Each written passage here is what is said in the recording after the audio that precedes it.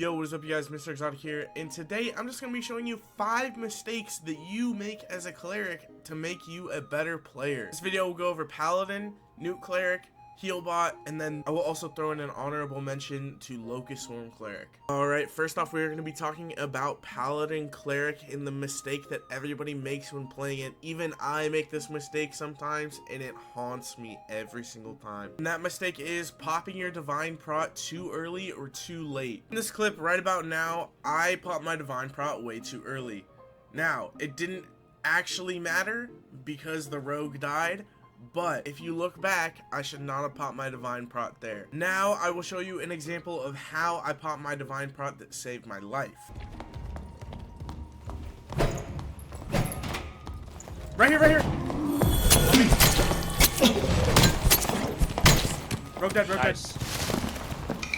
Now, in that clip, I popped it defensively. In the other clip, I popped it offensively. In Divine Prot, you always want to pop it defensively because people can just run away from you as a cleric. Now, if you catch somebody with Smite, which is what you should pop first, then you can pop Divine Prot when they turn. But before that, it's a 45-second cooldown, so you really have to be smart with it. If you can learn how to use Divine Prot properly, it is one of the best skills in the entire game. And when I say defensively, I don't mean pop it when they start rushing you. I mean pop it when they are going for their first swing. Whoever gets first hit usually decides to fight, unless it's a barbarian, of course, but you know, barb OP. But with Paladin Cleric, if you get hit with that first swing and you have Divine Prot on, you basically take no damage, and then you output a lot of damage with Smite. You output more damage than the opposer will usually do. Alright, next we have the #1 mistake you are making on Nuke Cleric. Now I will say, it is harder to make a mistake on Nuke Cleric than it is to make on basically any other cleric that I've ever played, but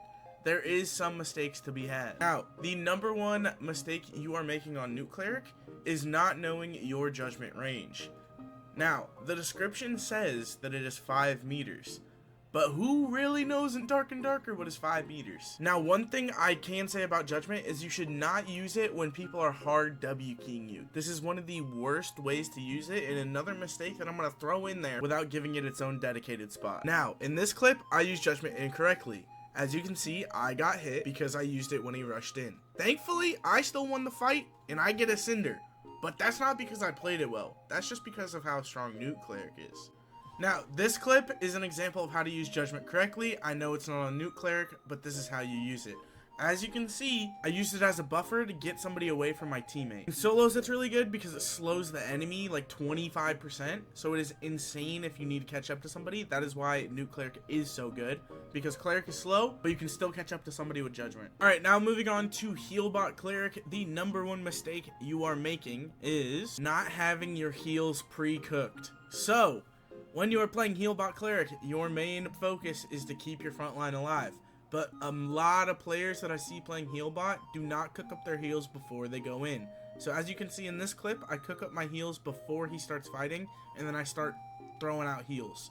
Now I know my cast speed is 87, so if your cast speed is a little bit lower, just give it a little bit more time to cook up. And I know that is hard, but if you have B-Hop, it's pretty easy to get to where you need to be. Another mistake that Healbot clerics make is their positioning. Positioning is huge when you're playing Healbot.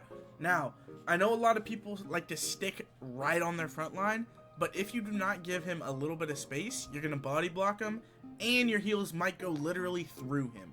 So, what I like to do is like to give it a little bit of space, like to position myself in between the front line and the back line. In this case, we don't have a front line and a back line, we just have a front line and a mid line, but I like to position myself in between the two. I can heal both my Warlock and my Fighter. I'm going to show an example of this right now in this clip. That's fine, I'm not even hurt, they think I am. Oh, they got a crazy angle down there. Yeah, one's on the left. Pushing up, pushing up.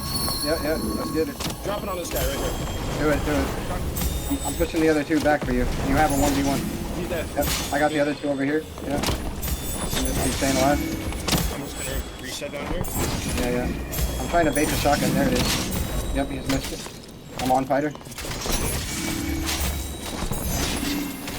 Padded Tunic is low. Nice, thanks. Padded Tunic really low. I have no more heals. He's gonna... And my reflection killed him. Let's go, boys. Yep. All right, moving on to the last mistake you guys are making.